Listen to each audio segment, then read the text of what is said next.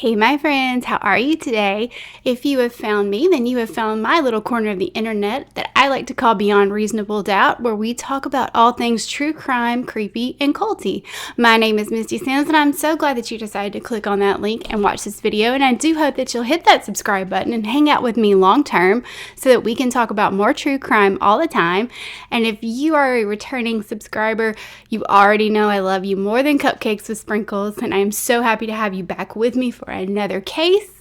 I hope you guys are liking, sharing, commenting. It does help the channel out, and it is completely free, and I would love to be able to do this all the time. So please, please, please help us out.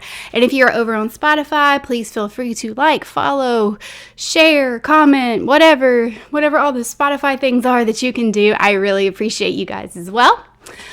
So I hope you guys had a fantastic weekend. We're kind of in the middle of the week when you'll be seeing this video. It's a little later getting it out. Had a little bit of a busy weekend, and then last week was a little tough. For most of you guys, I'll get settled here in a minute. But most of you guys know that I lost my mom in January, and last week was her birthday. So it was her first birthday that I didn't have her here to be able to call and things like that. So it was a little rough. I had planned on doing things a little bit differently, like doing like something at the restaurant, like a dish to like honor her or whatever. And I just didn't get there. It wasn't mentally where I could be. So I decided to put my mental health in the forefront and just take a few days and reflect. And to be quite honest, I cried it out the first day, but after that I did reflect on some good and happy times and, all those good things. And then the next day, we closed on the new building that we'll have that's going to be a barbecue restaurant. So super excited about that. I'll share more about that. Probably more on Instagram, honestly. If you look me up on Instagram, the Misty Sims BRD page over there, it follows. Okay. Why am I like this? It follows this channel. But I'm going to start putting a little bit more personal stuff on there as well because I like to get to know you guys. That's why I want you to comment, have a little dialogue with me. But I want you to get to know me too. So you may regret that. I don't know. You don't want to know me once you know me. I don't know. But yeah, so I'm going to do some things like that. But got to get outside. It's a beautiful weekend. The kids have been playing soccer, and it's not like Satan's armpit hot anymore, so that's been fantastic to sit out and just enjoy them and then just enjoy life.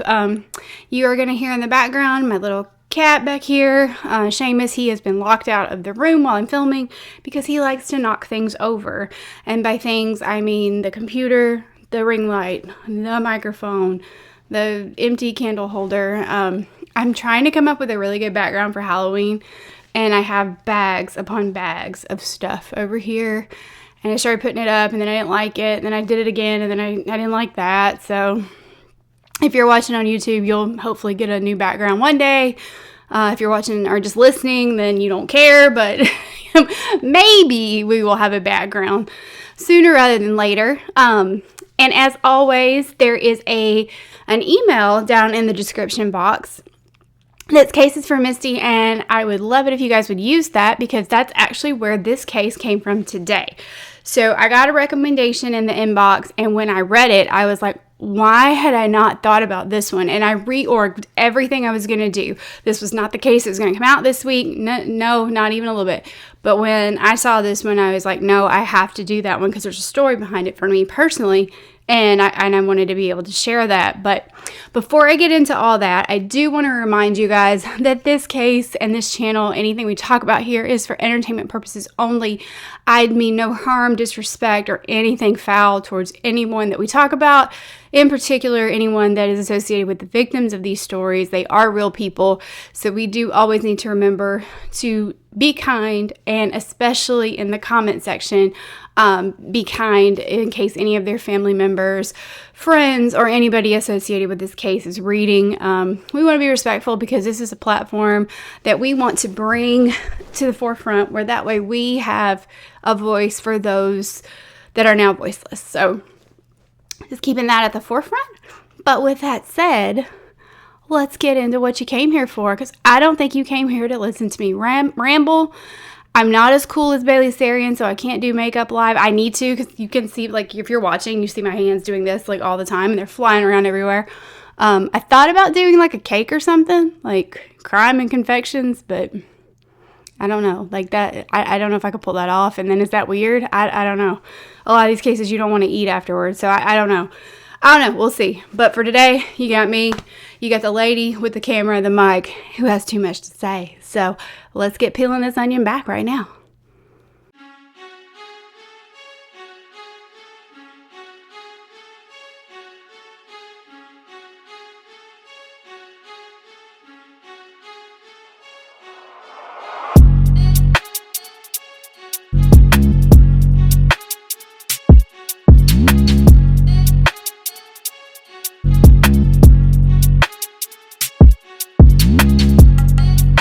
So today's case is special to me in particular because it is what drove my interest of true crime.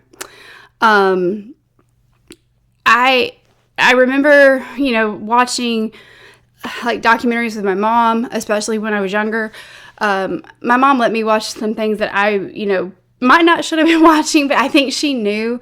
I had an interest in this type of stuff. I had an interest in the psychology of true crime, even at a young age. We kind of start developing what we're interested in, what we want to be, and what we want to do when we grow up. And had I thought I could have handled it long term, I think I would have went into criminal or child psychology, but I'm not sure that I could ever leave that where it needed to be left, and then dissociate at the end of the day to be, what I also wanted to be, which was a wife and a mom and things like that. I don't know that I could leave those situations at the office, because they do truly bother me, and I have a passion to make things better and fix things for people, and probably couldn't have in some of those situations, especially not in the short term. So anyway, that's a long way of saying that she used to let me watch movies and things with her.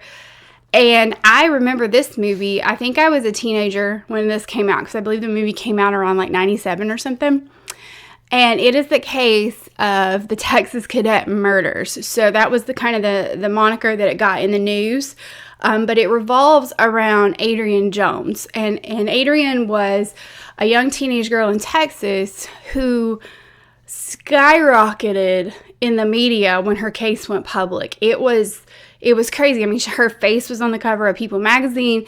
Like I said, they were making TV movies about it. Like, there's just all this stuff surrounding it. So what was this case, and how did it catch media attention so quickly? And I think you'll see as we walk through it how it did, and probably why it just stuck with me when I watched it. I mean, in 97, I would have been, 15, I guess, 14 or 15. So old enough to, know that these kind of things are going on, but it really resonated with me because I was getting close to what would have been going on in Adrienne's life at this time. I mean, I was slowly coming up on that same age that she had been when all this happened to her. And I think that was another thing my mom had me watching this, because it's like, well, look what can happen when you get involved with something that you shouldn't. And she didn't, but, I'm talking about the two assailants in this case. I don't want to spoil it if you don't know the backstory.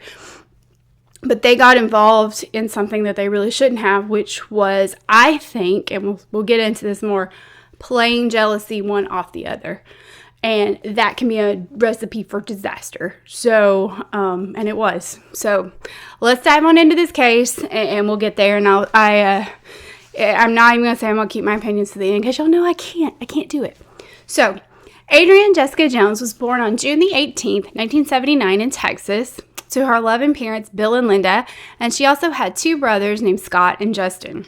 The family moved to Mansfield, Texas in 1984, and this was relocating from where they had lived in the Dallas area, because Bill and Linda kind of felt like Dallas is a big city. If you've never been to Dallas, Texas, if you're not from the United States, it is massive. And they just wanted more of a small town to raise their kids in. I think, there's always that perception that the smaller the town, there's this perception of safety and like Mayberry and all these things. And they wanted that. Like we all do. We want to bring our kids up in just this wholesome, good environment if we can, right? So, they moved to Mansfield, but Adrienne as she's growing older and she's blossoming, she is a beauty. She's so beautiful and she's so outgoing and she just loves everybody. And as dads will do, Bill was overprotective. But I get it. We all want to keep our baby safe. And that was his whole goal, was to keep her safe and keep her happy. So, Bill gave her an early curfew. I didn't see in relation to what it was for the brothers, but my guess is this was one of those where, Justin Scott probably had a 10 o'clock curfew and Adrian's was like 9, right? So, because she's the girl, she got to be home earlier. And then he would also have her bring back, like if she went to the movies or the county fair or whatever she's going to, she had to bring back the ticket stubs to prove that she had been there, which I would imagine, those are pretty easy to come by if you want to, and she might not always been there because we're teenagers, right? We have to explore. We got to do what we do. But, Adrienne, she was a good girl. She was a hard worker. Bill was just worried and wanted to keep her safe. They did catch her sneaking out, apparently, a couple times, so he nailed her window shut. So Bill was trying. Bill was trying to keep his baby on the right track and wholesome and pure. So kudos to Bill. Bill's working hard over here, keeping the Home Depot in business too, with the nails and the hammers and the nail and window shut, I guess. But either way, even if Adrienne was, kind of being a typical teen and getting into a little bit of mischief like that, she was a good kid, right? She was a hardworking student. She was an honors student. She was in honors classes. She's maintaining great grades. She was a pretty up-and-coming soccer star, but she injured her knee, so she pulled back out of soccer and actually got on the cross-country team, and she just burned it up out there. I mean, she was super fast. She was doing a great job, and she's doing academics, she's doing athletics, and she's holding down part-time jobs. She had worked at the local Subway, and then around this time, she was holding down 20 hours a week at a little restaurant called Golden Fried Chicken. And all of her co-workers were just like, she was just friendly to everybody. She was very smart. She had a great work ethic, and she just made work better. It was just more fun when Adrienne was there. And I think that says a lot because I've never worked in fast food per se. But working in the restaurant industry is hard work. And it's not always fun work because, it's dirty, right? Like you're making food, but then there's constant cleanup. There's constant mopping, cleaning bathrooms, all that type of stuff. And somebody gets stuck with it. And if she can make that fun and that environment fun, that says a lot about her character, I think. So, her friends would describe her as just outgoing. She never met a stranger. She loved everybody, always had a smile on her face. And her family, I absolutely love this. Her family said that Adrienne never was without hair and makeup done, right? Like whether she's going out or whether she's like lounging around the house, going to Walmart, whatever she's doing, she's fixed up. And I love that. First of all, I need a little bit of Adrienne in my life because I look like Shrek when I'm not filming. So, maybe one day I'll share that with you guys. Like, I think it's so funny to watch some of the YouTubers who do their makeup, like Bailey or other ones, and they look absolutely beautiful without makeup. If I turn this camera on, like maybe we'll do it during Shocktober because you're going to be like, you're going to freak out. You're probably never going to come back to this channel and I'm going to lose subscribers. So, or maybe you'll just go join on Spotify where you can't see me. I don't know. But anyway, she always said that you never knew who you would meet. So she felt it was very important to always present her best self. And I love that. I think that's a good characteristic, to have about yourself and always want to feel good about yourself and the way you project. And you don't have to do that through hair and makeup, but she did. She enjoyed that. So I thought that was, just really, really sweet. But anyway, like I said, she's big into cross country and she was very good at it. And her team at her high school had made it to regionals. And so in the fall of 1995, they're headed to Lubbock, Texas to run this regional competition. And, they took off. I think they were all like in one van together, just super, like, it was the 90s, man. Like we didn't have buses and all that kind of cool stuff in small towns. We had vans and you prayed and prayed and prayed that you were going to make it the whole way, right? So they had a 5-hour trip there, and I think it was a 5-hour trip back. I think it was 10 hours total that they had to be in this car. But it sounded like it went pretty well. No drama, even being in that close quarters for that long. They all had a good time. And when they got back to school, Adrienne asked for her friend to drive her home. she's like, can you give me a ride home? I gotta get home after a long day. We've, been in the car and I'm just ready to go. So keep that in mind because that's going to be very crucial to this story. She asked a friend to take her home, and this friend, she drove her home, okay? Keep those words in your head. So Adrienne gets home, she comes in, she's kind of getting undone from the day, taking off her shoes, all that type of stuff. Nothing big deal, nothing crazy. Goes to bed, whatever. Now fast forward on to December the 3rd, okay? So we're in the fall, now we're in the winter. And it's a Sunday night. Nothing really, spectacular going on. She's going to have school the next day, that type of thing. She gets a phone call at about 10:30 at night. And it is from her boyfriend, Tracy. And Tracy goes to a neighboring high school. And he is, been out of town, doing something different. And hasn't seen Adrienne for a few days. So even though her parents are like, you need to be off the phone at a reasonable hour, you got to go to bed, you got school tomorrow, they allow this conversation to take place because, I think I'm seeing like her mom especially, like, probably remember what it was like when Bill used to call her and, he's all like, she's like, yeah, it's fine, go ahead and talk to him.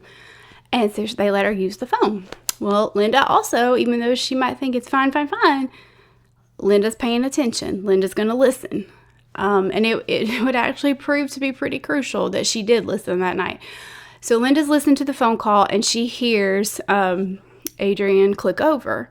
Now, I know this is radical for some that are paying on the, I see my demographics, so I know some of y'all have no idea that we used to have like phones that were like wired to the wall, or even better yet, ones with like these super long antennas that you would do like and come out and then like walk around looking like Zach from Saved by the Bell. You probably don't know what that is either, but he had this big piece of equipment with a really long antenna.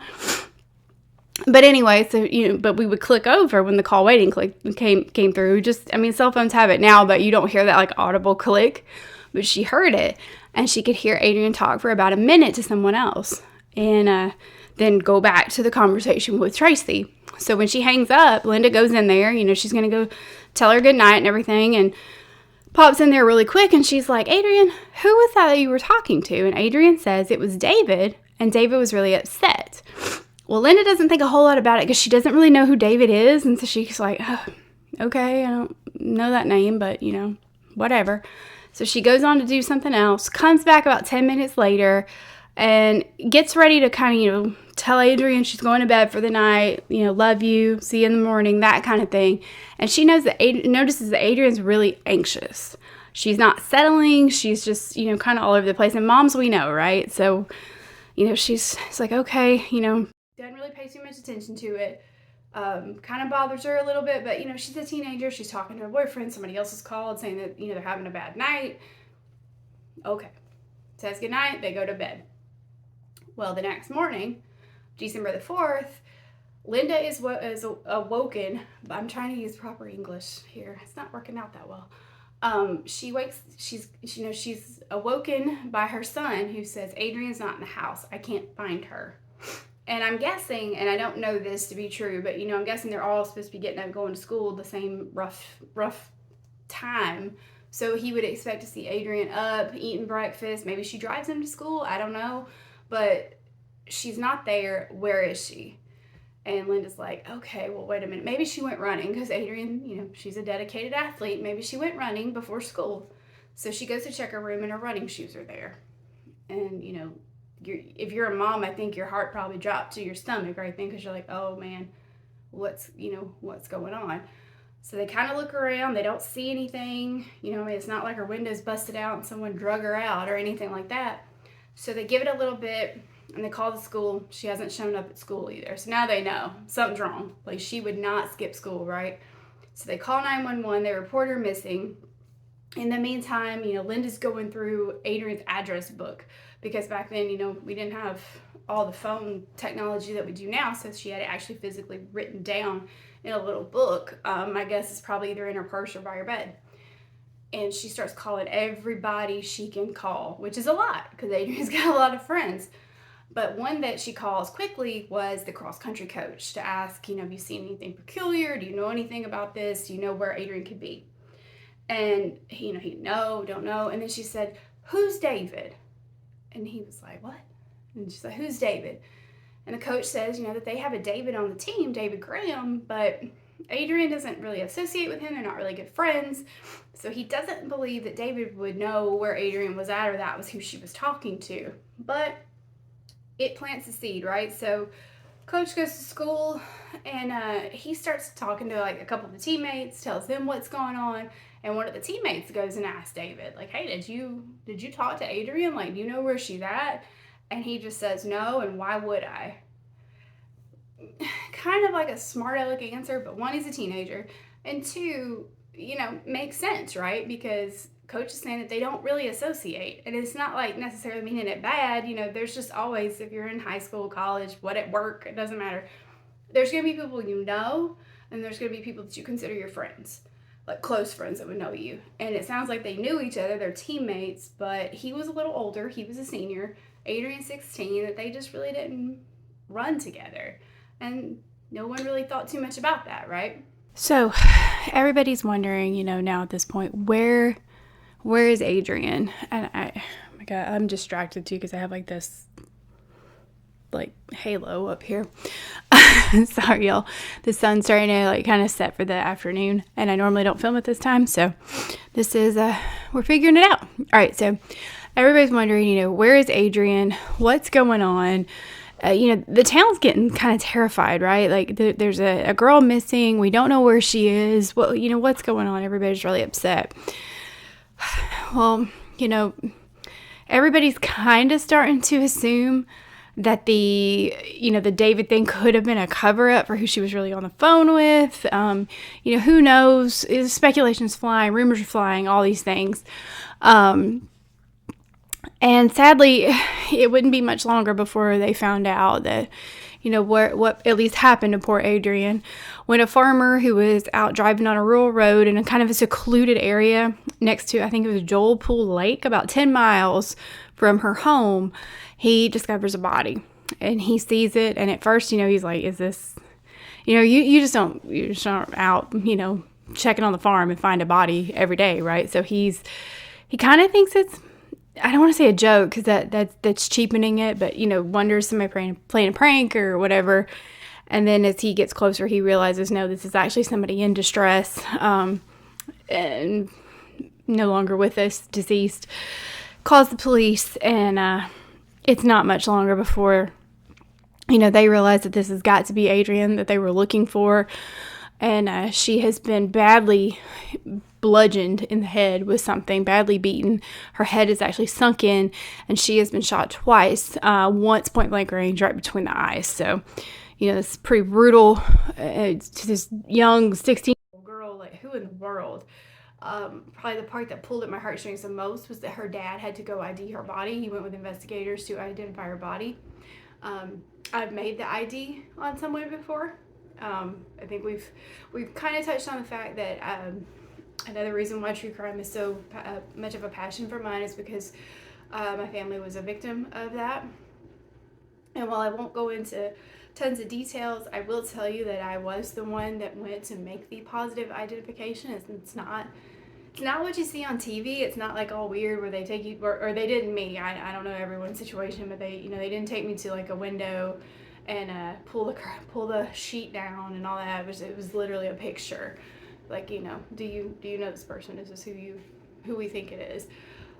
But it's still, I wouldn't wish that on my worst enemy. It's awful. So I can't imagine what poor, Adrienne's father is going through. And, now here's the realization that someone has beaten this poor girl, shot her at point blank range. Like, this sounds violent. She did not appear to have been sexually assaulted in any way based on a medical examiner's findings.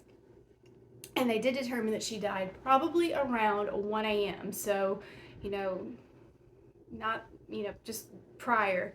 So she's been gone since they realized she was, missing and started looking for her. She was already deceased. So, now the town is beside themselves. They were already worried about she's missing. Now it's like, well, wait, she's gone. She's dead. And who's the killer? Who did this? I mean, not only are they mourning the loss of this, they're scared. They're like, what is, if somebody would do this to Adrienne, they could do it to anybody, So she's got so many friends, so many acquaintances, and this was just so gruesome and brutal. The police barely even knew where to start, right? Because you have to look at everybody that's closest to a victim, and she's got all these friends, and the counselors at the school are trying to deal with these grief-stricken kids, while at the same time the police are trying to talk to all of them so they can get like some kind of idea of what's going on. There's rumors flying just rampant everywhere that the killer is at their school. It's somebody that they go to school with, so now they're all in a tiz, as anybody would be, scared to death, not knowing what to do. And her mom, Linda, obviously she wants to know what happened to her daughter. Like, why did this happen? Who would do this to a girl with such a promising future ahead of her, and that seemingly was well liked by everyone?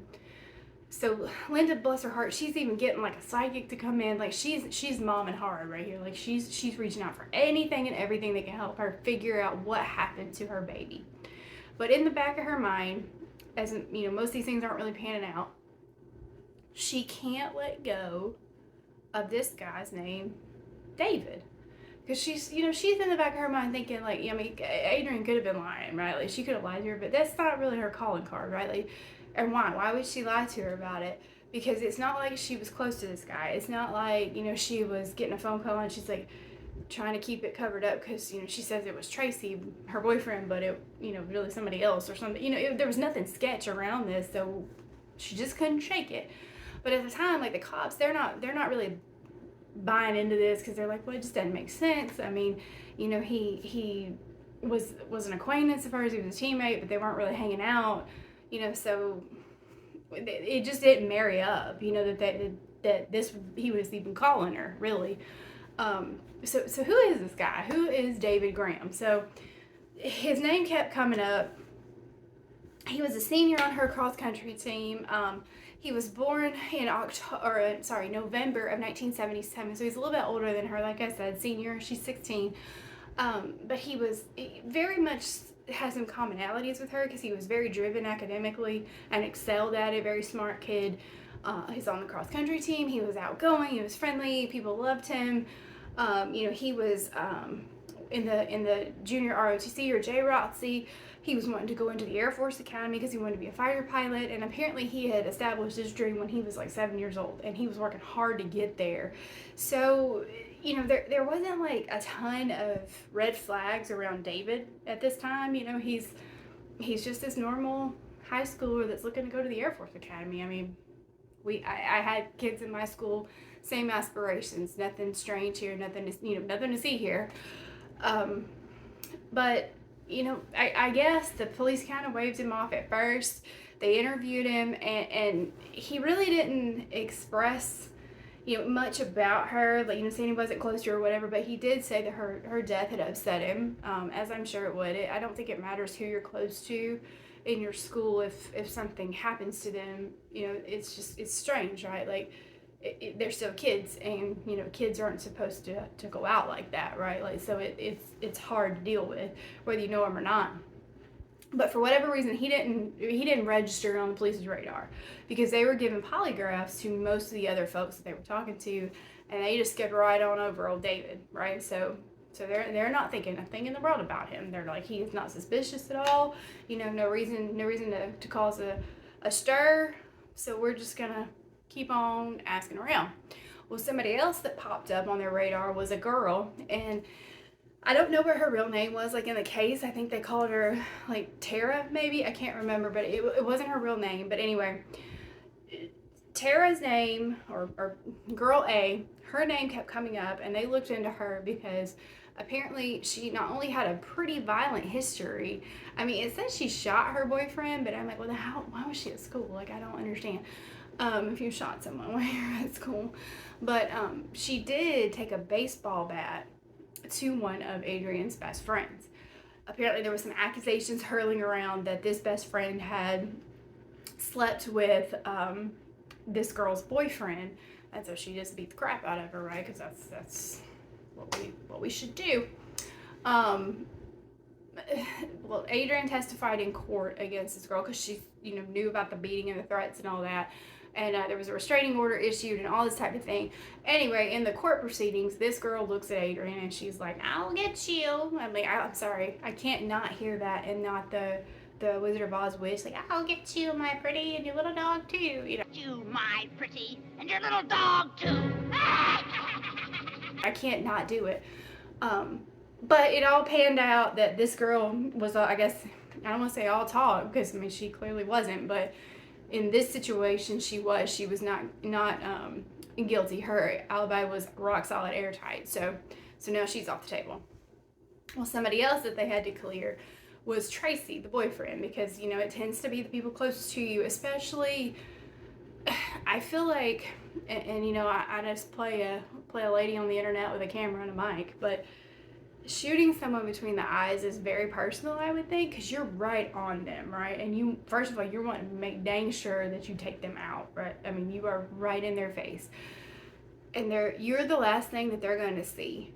So, stands to reason it could be a boyfriend, or someone close to her. So they talked to Tracy because Tracy has raised a little bit of suspicion around him, because after she died, he never one time contacted her parents. And they thought that was a little sus. And I get it. I mean, he's a teenage boy, so, who knows? Maybe he just didn't feel comfortable. I mean, he's in this relationship. His girlfriend just was murdered. He probably doesn't really know what to say, and for all I know, his parents may have gotten him an attorney and told him not to say anything without counsel present. I mean, I might, if I were his parents, and not because I'm trying to say that, well, we think you did something. It's the fact that we think you did it and we want you to be protected, because if it follows the natural progression of how criminal investigations usually go, you are going to be questioned, talked to, and looked at. So, we want to make sure that you are protected, you're telling the truth, nothing but the truth, and all that stuff. So anyway, though, he passed a polygraph. He did all the things. Tracy, you could still be a better person though, dude, and at least call her parents and tell her that you were sorry, about the loss, and that you were upset too. I mean, even if y'all only been dating twice, you call on her at 10:30 that night, you were literally the last person that she spoke to before she was taken, where, not taken, but brought somewhere to meet her end. So, come on, dude, be better. Be better than that. You're growing. You're still growing. You're close to my age. Be better than that, okay? So anyway, so it's not Tracy. Tracy's a douche for not calling, but he's not a killer. So Tracy's off the table, but he did lead them down a road to talk to somebody that did create quite a stir. It was this kid named Brian McMillan. And Brian's 17. And when Adrienne was working at the Subway that I referenced earlier, Brian would come in the Subway every day and creep on her.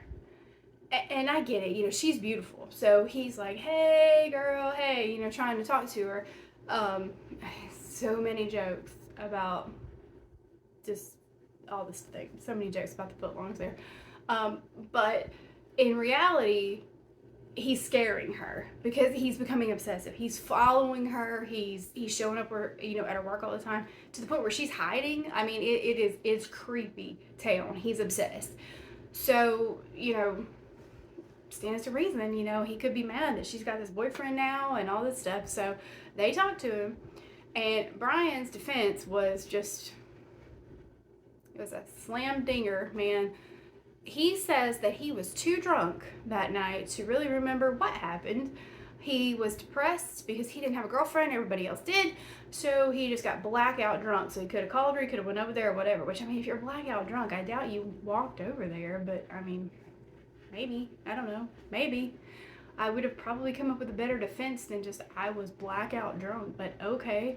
So, the police are like, that's not great. You were pretty much what we got right now, so we're going to take you in. His dad is saying, he was at home. I'm like, so you're the dad of a 17-year-old and you knew he was home and he was blackout drunk? Pops of the year, man. Maybe the police should have looked at you a little harder, too, for some child endangerment or something. I don't know. Anyway, they hold Brian for a while, give him a polygraph. He passes with flying colors. So he got some issues, but murder ain't one of them. So here we go again. We're back to square one. And the police they ain't got a thing now. They don't know what's going on. So 9 months go by. Like, just no leads, no anything. Because again, she just didn't have any enemies. Like, so who would have done this? Well, we're about to find out. Because if one thing ever holds true, it's that most criminals can't keep those lips zipped, can they now? So 9 months later, 2 cadets at the Naval Academy up in Maryland go to their superior leadership and they're like, hey, we were having some girl talk last night, roommates, we were having like some snacks, watching some movies, talking about boys, talking about this, that, the other.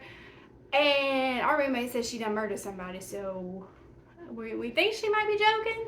Which, let's stop right there. If you are thinking about joking about murder, it's a bad idea and a bad look. Don't do that, because you're going to end up in trouble.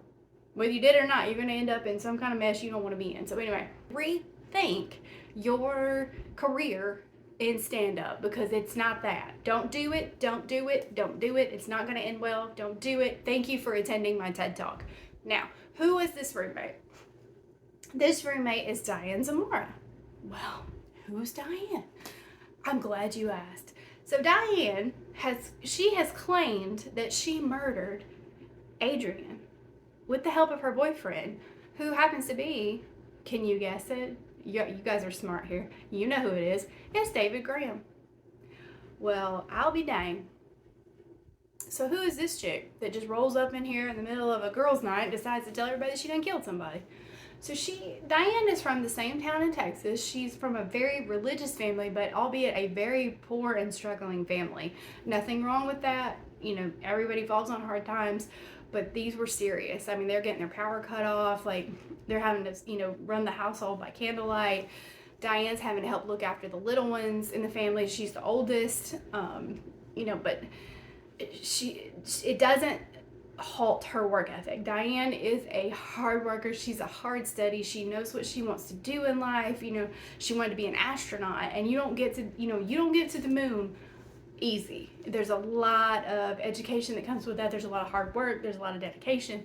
So many things, and she was not going to let any of this stuff stand in her way.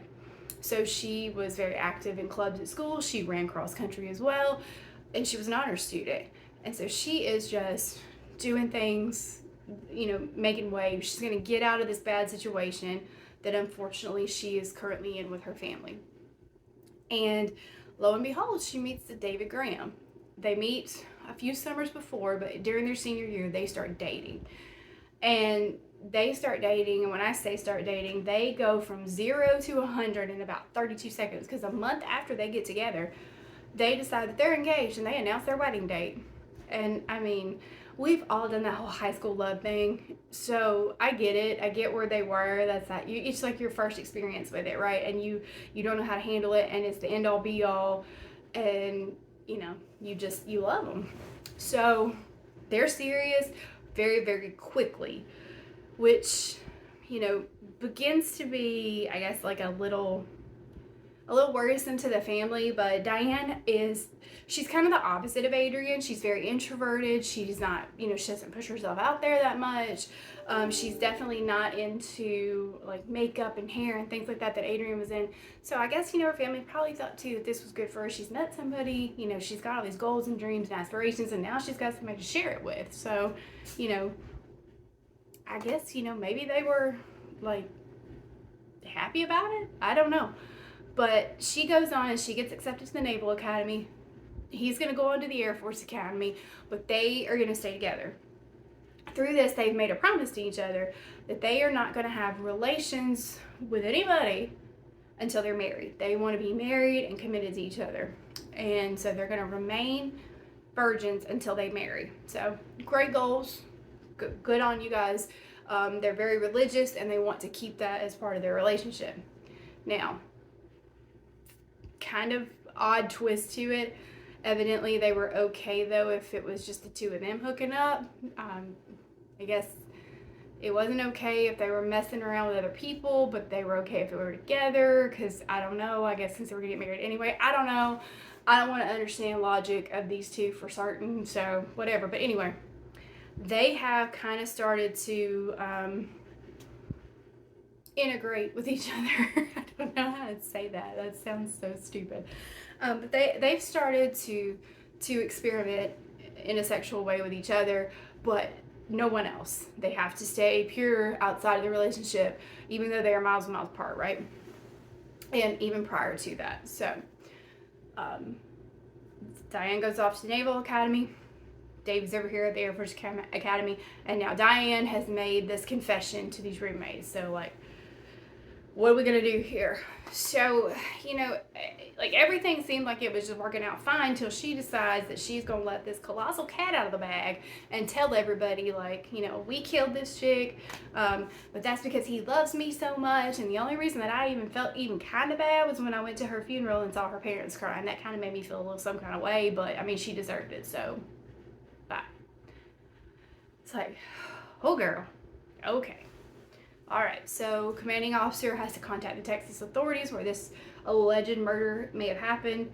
Investigators are like, oh, dang, man. Yeah, we weren't looking at her at all. So they fly out there and they start talking to her. Of course, what does she do? She says that she was just joking. She didn't mean it. She didn't do it, all this stuff. Well, they're not sure what's going to happen, but they know that they got to investigate further. So the Naval Academy is like, all right, we're going to put you on a little indefinite leave here while they figure all this out because, murder sounds like a big deal. So we're going to need you just to take a break for a minute while they work this out. So what does she do? She hops a plane and she goes to Colorado Springs so she can see David and tell him this big old oopsie daisy that she's already committed here, and let him know that she decided one night it'd be a great idea to tell the roommates what they had done. So, yeah, he's like, all right, well, we're in a mess, so what we're going to do is we're both going to deny it. And that's exactly what they do. He gets interrogated as well, and he denies it. Air Force gives him a polygraph test, and evidently, like, he never failed the test before, but he bombed this thing like just bad. So, all right, they're like, all right, well, now we want to talk to you even a little further. So they interrogate the devil out of him for 2 days. Bad part, with no lawyer present. And as we all know, that's not going to be a good thing in a case like this, right? Never is. So they tell him, boy, you better just go ahead and talk to us and tell us the truth, because you and Diane are facing the death penalty, and the only way that you are going to save y'all sorry hind ends is if you write this confession out. Then they might go a little bit easier on you. So what does he do? He scribbles on a piece of paper 4.5 pages long, and he tells them exactly what happened in his version. So he says that at the regional cross country thing, they go and they do the run, they come back from Lubbock, and he gave Adrienne a ride home. So you remember earlier I said she gave Adrienne a ride home. Well, now he's saying that it was him. So, okay, it was him. And then he said that they're talking and they decide, like, what would be a great idea if we pull over to this elementary school and we, like, knock some boots right here. Does that sound right to you? Because it doesn't to me. I don't think this girl is acting that way, but okay. That's what he said happened. So they go over, they do their thing, and he says that she was very unappreciative about it. Well, excuse me, sir. Stop. We're not going to get in that. Anyway, but he did say that he felt bad about it, because here he is. She's got a boyfriend. He's got a girlfriend. So he's like, I got to go. And he takes her home, drops her off, goes straight to Diane, and he tells her. Well, can you imagine how that went? Coming from the girl that just told her roommates because she wanted to look cool in front of them that she killed somebody. It didn't go well. She starts flipping out. She's screaming. She's throwing a hissy fit. She's slamming her head on the wall, on the floor, all this kind of just this, that, and the other. And then she sets up. And I'm picturing this being like The Undertaker, like when he sits up at WrestleManias, like when he used to wrestle, being like, rah, and like doing the whole head thing. And she's like, kill her. Kill her now. It's like, ooh, shoot. Okay. So that was the only way that they could like cleanse the stain of their marriage was to kill her. So you've wronged you've in the eyes of the Lord, you've done something wrong because you done went and hooked up with some girl that you ain't gonna marry. But we're gonna make that right wrong because we're gonna kill her, because I guess I don't know if God's not watching you then. He watches me when I do stuff, so I don't know what you're doing, but go kill her. So that's exactly what he says he's going to do, because he's going to make Diane happy. He don't feel no kind of way about Adrienne, but he wants to make Diane happy. Okay. So he calls Adrienne up that Sunday night. That was him on the phone. He asked her to meet him about 1 o'clock outside of her house because he needs to talk to her. He's upset, needs some help. He plans on breaking her neck and throwing her in the lake. Well, as great as that plan sounds like, David says that wasn't so easy because apparently breaking somebody's neck isn't as easy as it is on TV. Imagine that. Nothing on TV, right? It's the same as in real life. Anyway, so what they've also planned is that Diane is in the back seat, hiding, because she wants to just watch all this go down. You talk about some weird mess right here. And they had weights, like dumbbells, in the back because they were going to tie those to her ankles when they threw her in the lake. Let her, weight her down. Well, he's struggling with her or whatever. Well, then all of a sudden, Diane, she pops up at that back seat and she goes like, "Wow, girlfriend," or her like crazy ex-girlfriend, like Miranda Lambert kind of song, and just starts fighting with her, right? And I don't know exactly at what point it happens, but she bashes her in the head with the weight. Well, Adrienne manages to get out, climb through the window and get out, and then she stumbles and she falls over into a barbed wire fence because, she has had her skull bashed in. I seriously doubt she was in a real good place. Well, that leaves him time, I guess, to catch up with her, and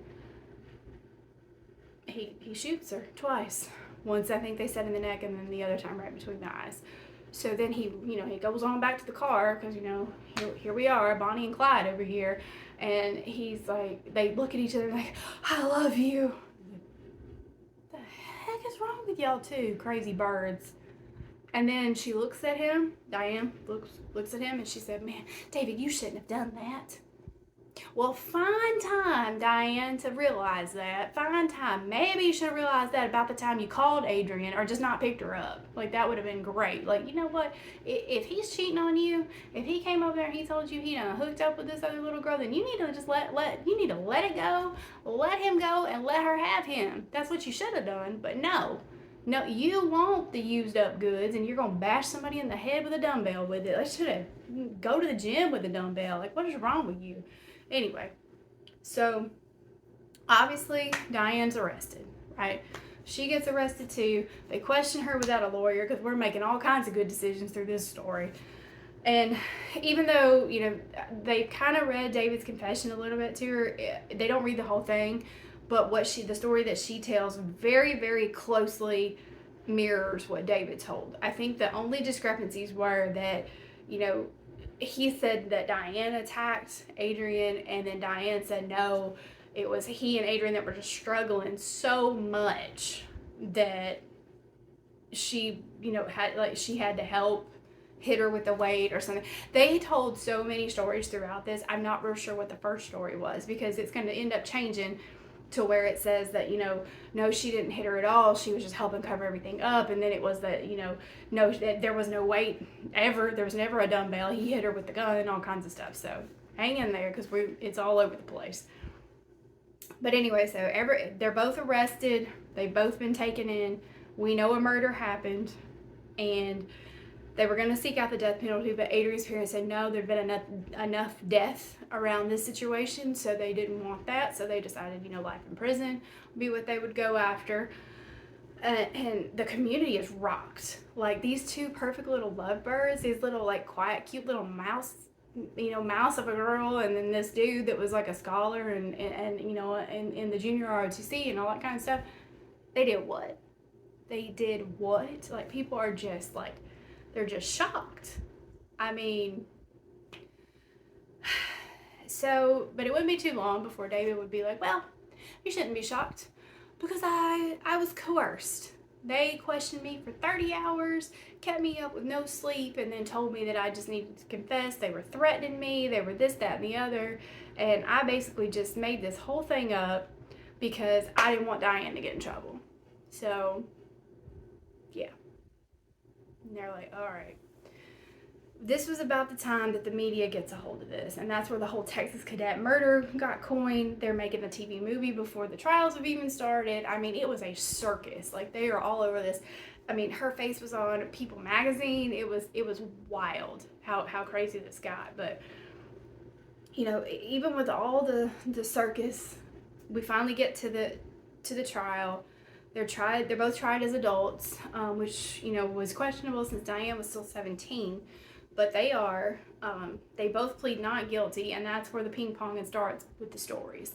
They're telling all these type of different scenarios, mixing and matching that just like picking and plugging what story to tell today and what version.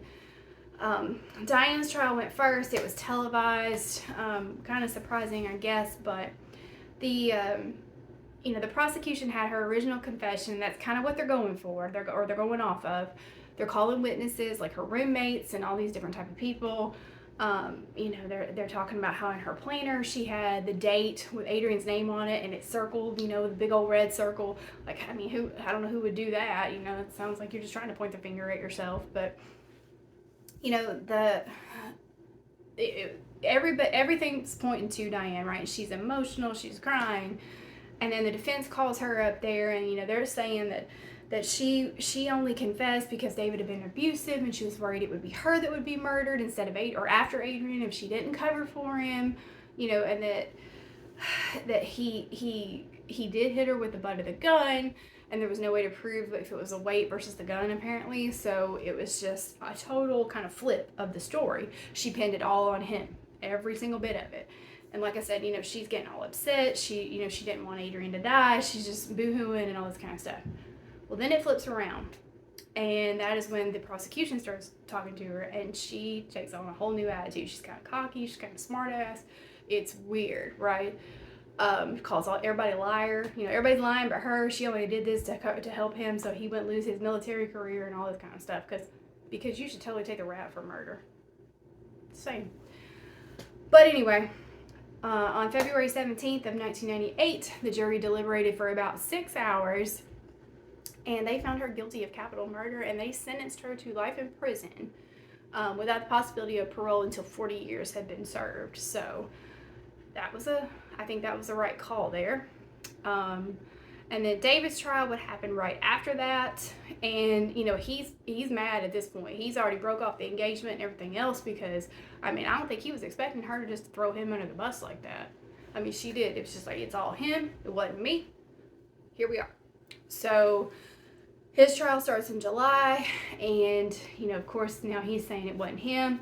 Diane came to him and told him what she had done, and he's just trying to help her cover it up. But she killed Adrian, not him.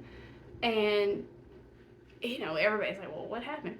Well, then Wendy Bartlett came forward, and Wendy was the girl that drove Adrian home that night from the meet. And she said, I drove her home, you did not. And there's just blue holes all up in this case. Like, it just blew it all apart. Because now everyone was like, well, did he ever even have any kind of relationship with her? Because Wendy was saying that she didn't believe Adrian would do that. She wasn't a casual encounter kind of girl. And now his story was falling apart. And it was like, well, why would you have ever even told her that? Why would you tell Diane that? Why would you just try to play into her jealousy? Why are you acting this way? What's wrong with you, David? What is wrong with you? He didn't even take the stand in his own defense. But they rolled Diane in there to talk to him. They sure did. They rolled her in there to testify. Of course, she pleads the fifth, so didn't really do us much good. But, Diane, you could have done better than that. Like, geez, like, you threw him under the bus in your trial. Couldn't you have said something?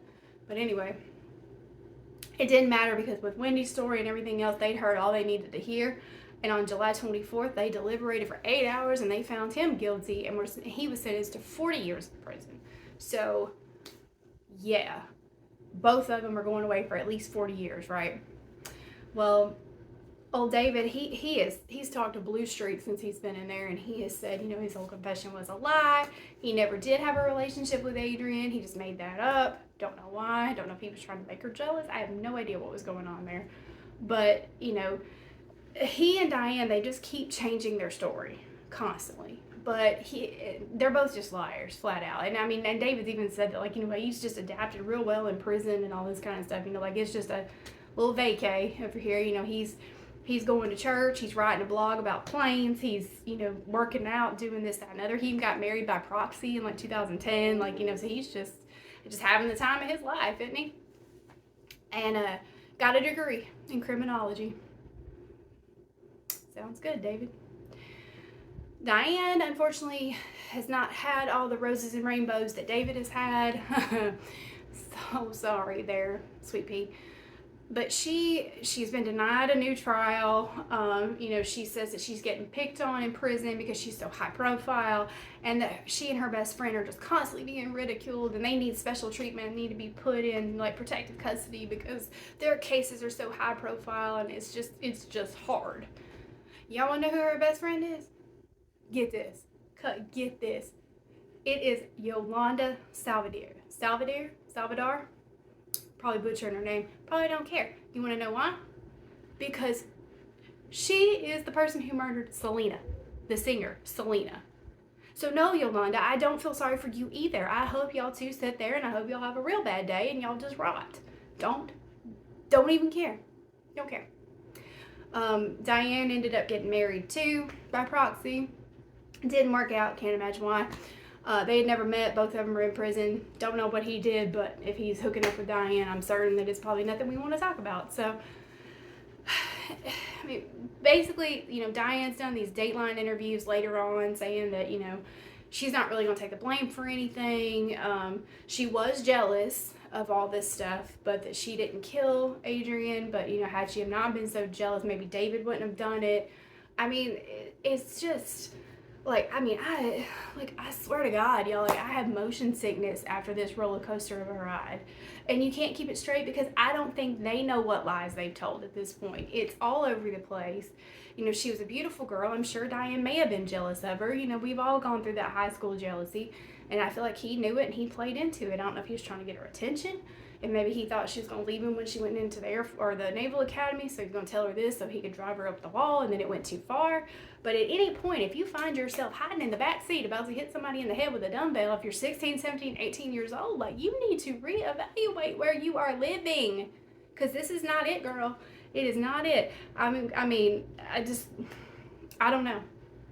And I don't know which one of them did what. I don't know which one did what, but I know no matter how you fit these puzzle pieces together, these two are on the picture of the puzzle when it comes out. They're both, I think, guilty as homemade sin in this. And this poor sweet girl, poor Adrienne, I don't think she ever saw it coming. And I am 100% certain she had to be thinking that night, what did I do? What did I do that this is what's happening? My teammates are killing me. And it's just sad, y'all. It's just sad. And ain't nobody worth taking a life over like that for over jealousy. It just ain't worth it. Okay, well, that is all I have for you today, and I have got to run kind of quickly because my kids have a soccer game and I got to be out the door in 5 minutes.